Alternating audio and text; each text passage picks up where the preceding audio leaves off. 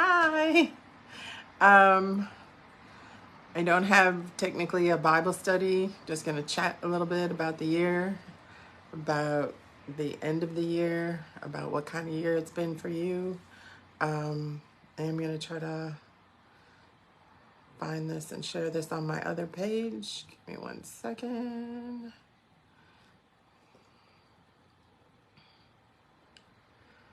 And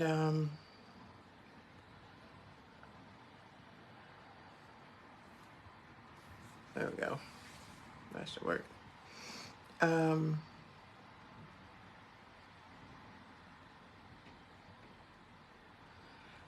Alrighty. Got it. So 2022. I've heard a lot of people say, oh, it was worst year, terrible year.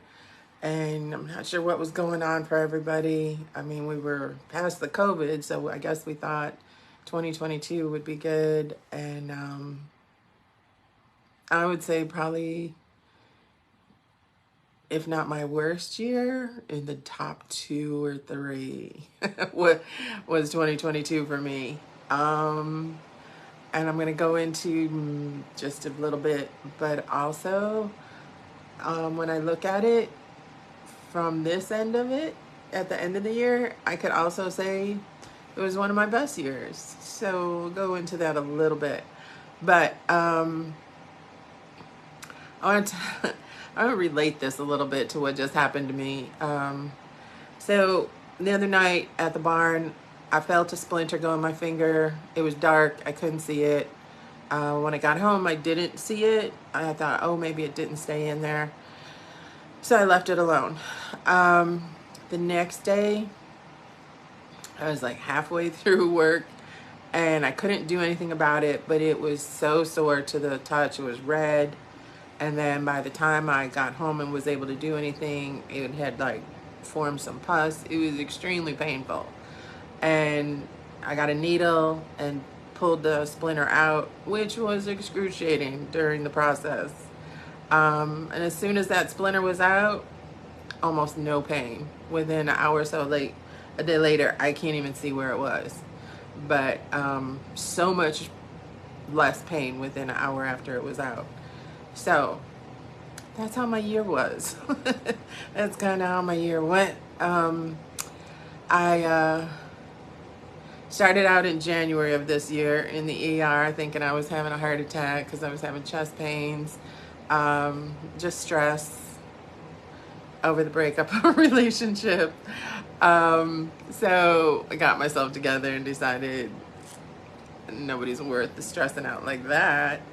And then I was having a grand time juggling work. And in March, people in Texas know about the Houston Livestock and Rodeo show. It lasts for 3 weeks.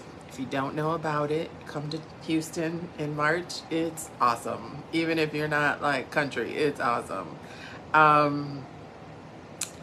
So I lived on the other side of the highway. I could just park and get over there, walk across real quick. I was going every day. Before it opened, I found out about the horse show. I didn't know about the horse show. So that's a whole different building. And every day there's a horse show, like all day long. And then you can go over and go to the rodeo, check out the livestock, go to the vendors, have amazing food. So I was having a good time until March 10th. I was in between the rodeo and work, and I tripped and fell and tore my ACL. And the biggest I guess, I don't know, the ACL is still a problem to me now in December. This was March, but at the time, the bigger problem was the compression fracture of the tibia plateau. Briefly, we'll come back to this. The top of your tibia, that's your shin bone, the bigger shin bone, has these 2 knobs on the top. And my outside one, on the outside of the leg, the lateral side, got pushed down. Got kind of compressed. So in the x-ray, which I'm going to put the x-ray in the comment section here so you can see it. it looked like this from the side. You could see the other side of the nub. It was like bright white, and it should be like this, and you shouldn't see the other lump, right, from the side. So anyways, that was a problem, and it was an urgent problem. When I was in the when I was in the ER, I guess they were, whatever they call them, interns, new doctors. The two of them, they're orthopedic interns, I guess. After I did my x-rays, they came to me and were describing this type of surgery I needed to have, which when they're describing it, I'm looking at them and I just said, that sounds like a lot, and like that's gonna be painful. And the guy's eyes got real big and he's like, mm-hmm.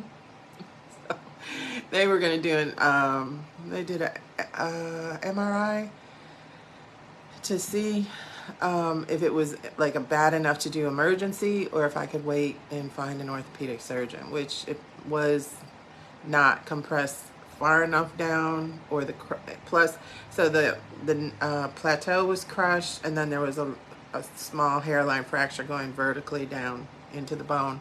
So it wasn't, the bone hadn't come apart in that vertical fracture. It hadn't come apart, so they didn't need to screw it together, so they didn't have to do emergency surgery. So I went on to find a doctor, and come to find out, I wanted a doctor who had done this before. You know, a lot of doctors do ACLs every day, ACLs, MCLs, whatever. I wanted a doctor who had done this, not just once in school, but like, because it's not a super common. It's common for athletes, like football players. So I was looking for a sports orthopedic doctor. I found one, and he said he actually specializes in that specific situation. And however, you only have 20 days. It took me over a week to find him. And then he was going out of town on a orthopedic convention. And so he scheduled me for like the day after he got back. So I was scheduled for that Tuesday. You only have 20 days from the time you get injured to do this, because otherwise the bone starts to harden. So the process that they have to do, why you have to do this while it's still movable, is, so the part that's down is like jacking up concrete. They drill up under it, get some bone donor from another person. I thought it was from me, and I was like, that's gonna be painful. You gotta take it from somewhere. They get bone from another cadaver or whatever, and they drill these holes, and they put the piece of bone in there and start tapping it up. And then once they get it to where they need, they put a screw in there to hold the bone there till it, you know, I guess becomes, heals into your bone or whatever. That sounded very painful. And like, I didn't want to do that. Like, when I wake up, that's gonna be painful, and down the road, I don't know, that might be constant pain. I don't know. Just didn't sound like a good idea to me. But so he was gonna do the surgery on the Tuesday after. So I heard on that Sunday before, I was nervous. On that Sunday before the surgery, I heard a sermon about Ezekiel's dry bones, and what it was, there was like a graveyard, but all the bones were on the surface of the ground, and they were scattered. They weren't laying there like skeletons. They were scattered, and the Lord told Ezekiel to speak to them, and they rearranged and became skeletons, and then God created bodies out of these skeletons. So in my mind, I have heard of people praying for healing. More so, I don't know, this is weird, but this is what I thought, like, of like blood pressure, or tumors, or cancer, or in my mind, like soft tissue stuff. I don't know. I didn't think about praying about bones, because again, dumb, right? God could do anything. But I'm thinking, bones, how's he gonna do that, you know? Anyways, I heard the sermon about Ezekiel's dry bones, and I was like, God could make these bones excuse me, these bones reconnect he could fix my bone. So I put my hand on my knee, and I started praying and asking God for his healing, and to take this from me, that I felt like it was more than I could bear. And I started, talking about Ezekiel bones, fix my bone like you heal, made Ezekiel bones come back to life. And I felt a tingle on the side of my knee. So I go to surgery Tuesday. That was on a Sunday. I go to church on that Tuesday. I go to the surgery on Tuesday, and I come out of surgery. I'm in excruciating pain, and I'm coming to, and there's all these nurses and a pain management guy there with the IV of something. I can't remember the name of the drug. And I was like, why am I in so much pain? And I'm not usually like kind of aggressive, and I felt like I was being aggressive, but I was in a lot of pain. And he was like, well, let me give you a bigger dose. And I'm like, what are you giving me? How long does it take to work? Did you give it to me yet? Because it was painful. And he's like, yeah, I just gave it to you. It works instantly. I'm like, it's not doing anything. And so I feel like I've had this surgery, and it's as painful as I'm expecting. And, so the doctor comes in, and he's like, I didn't do anything. I said, oh, I'm in way too much pain for you not to have done something. So he's like, I didn't do anything. I was like, why am I in pain? I'm in excruciating pain. And he's like, well, I poked around, and he's like, I couldn't actually physically see the crack. I could feel it with his little tool, his metal tool or something. And he said, but that compression wasn't there. It was up. It's fine. Maybe we got a bad angle on the x-ray. I'm like, bad angle? It was straight from the side. Like, you could see it. That wasn't a bad angle. That was God. And it didn't dawn on me because I'm in pain. I'm not thinking. I'm just like, why am I in pain? And he's like, but you do have a torn ACL. Like, okay, did you fix that? And he said, no, that's a whole different surgery. And I'm just furious. I'm like, you said you were going to fix whatever was going on in there if you saw something else. And he's like, I was going to clean up. Like, if there was a torn meniscus or something, I can clean up. I can't do an entire different surgery. So I'm furious. And anyways, I tell them, I was like, look, when I was in the ER, when this first happened, they gave me morphine and it worked instantly. So they switched to the morphine and I was fine. So I go home, and it's not really till the next day when I've got my wits about me.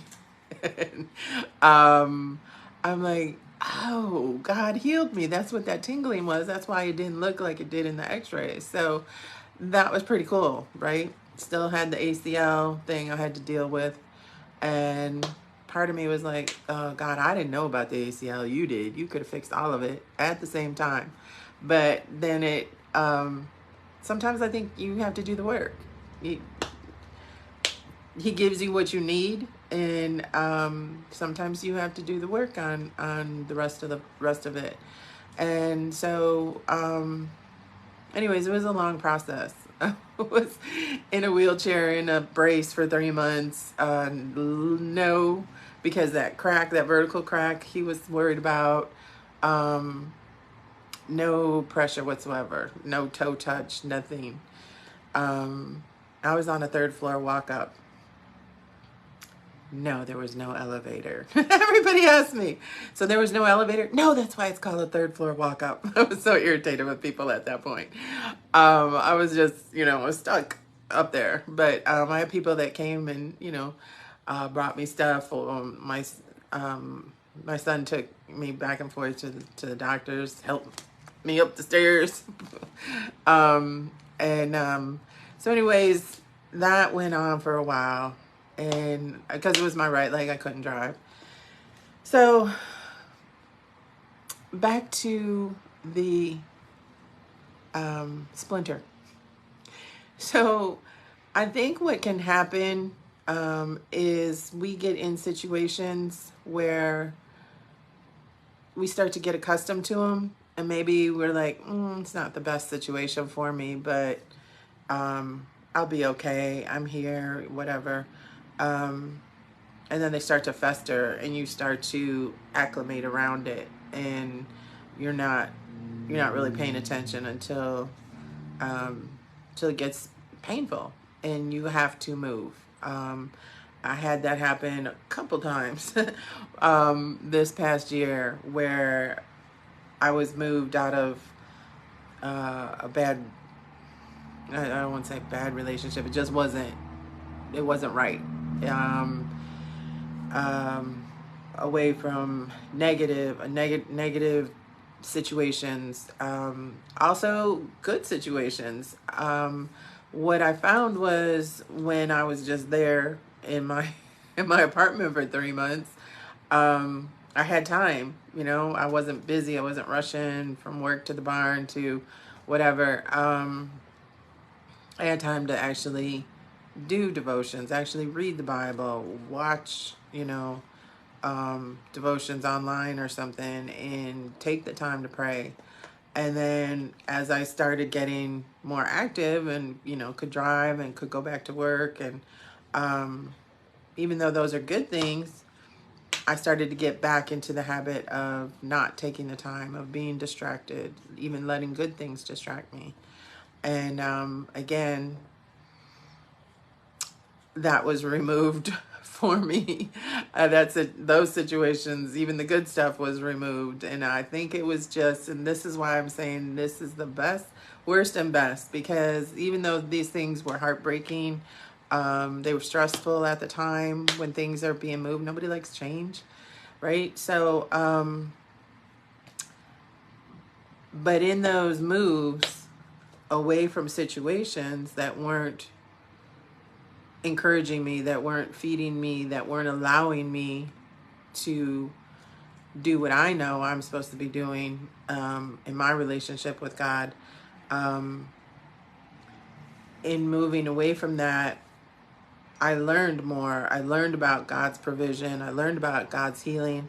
I learned about God's comfort in sadness and loneliness. And I'm not gonna cry. I've cried a lot this year. In losses, financial hardships, He's provided. Always at the last minute. What's that? I don't know if it's a saying or a song or whatever, but God doesn't come when you want Him, but He's always on time. So as much as there were stresses and heartbreaks and hardships and stuff like that, and physical problems, I just got off crutches like 3 weeks ago. I still walk with a bad limp, and I can't, I have to hold on. I'm getting stronger where I can go up the stairs alternating, but I have to really hold on to do that. And, just, I'm still working on my strength level. But throughout it all, I know God was moving me away from things, away from distractions, whether they're, again, good or bad. They were distractions, into what I know I needed to be doing. So I would just like to take this time to kind of hopefully encourage you that if you're feeling a splinter, if you're feeling like this isn't right, something's keeping me away from what I'm supposed to be doing, and it can be someone close to you. It can be a friend. Maybe they're not encouraging you. Maybe they're distracting you. Maybe they're not on the same level as what you need to be doing. And that doesn't make them work bad or less or anything. But everybody has a different goal. Everybody has a different purpose. And you have to align yourself with that. And it can be family. It's not easy. And it hurts while you're taking that splinter out. It certainly does hurt. But you will see after it's out the purpose of that, of why that had to be removed. And so here's to a better year. Here's to 2023 of strength and happiness and faith. And I'm gonna just read a quick verse. I know a lot of people maybe have heard this. Jeremiah 29:11. For I know the plans I have for you, says the Lord. They are plans for good and not for disaster, to give you a future and a hope. So I'd just like to encourage you to stay hopeful, stay prayerful, and realize that at the time things are tough, no doubt. Everybody has different levels, different degrees, you know. Um, but there's a purpose to get you to the next point where you need to be, a lesson that you need to learn, an example you need to set for somebody else. So happy New Year.